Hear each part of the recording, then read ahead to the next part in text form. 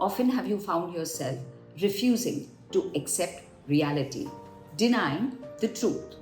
Examples could be you visit a doctor and he tells you that you have a heart condition which needs further investigation. You shake your head and just refuse to accept what he says. He even goes further and asks you to wear a Holter, which basically tracks the heart rate and the rhythm. That also showcases the fact that both your heart rate and rhythm are erratic.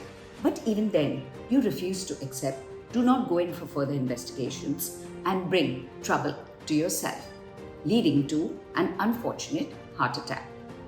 Then there are some who basically invest in certain products, and when their investment advisor suggests that the products are suboptimal, as a result of which they've got very poor returns, again they dig their heads into the sand like an ostrich and refuse to accept. In fact, they blame that market conditions are the reason for their low returns, not accepting that they may be over 10 years bought very poor suboptimal products. In both these examples, you see a trend of denial, of non-acceptance, of refusal. Welcome to today's episode of how not to live in denial.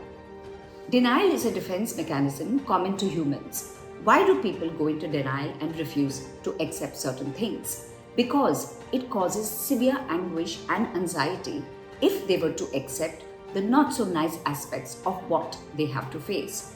In that distress, the defense mechanism of denial kicks in because it protects them. If you occasionally go into denial as a self-protective mechanism, we have no problem. Albeit, it's not the best coping mechanism, but denial does not lead to severe dysfunctionality or debilitating conditions. There is another condition called anosognosia.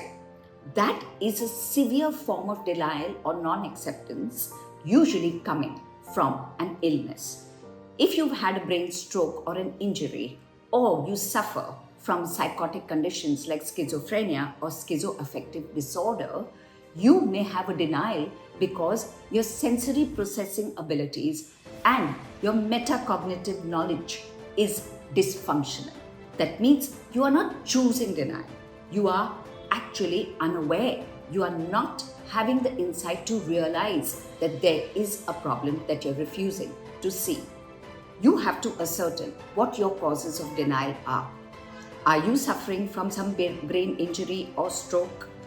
Are you having a psychosis which has gone undiagnosed?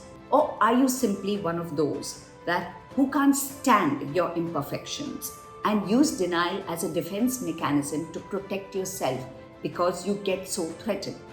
All three conditions require expert help.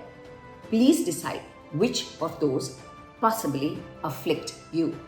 If it's the third, it's not that difficult, because all we have to do is empower a person who constantly lives in denial and does not like to face the truths to get rid of his fragile ego and have him or her accept his humanness, which is that we are all fallible, imperfect people.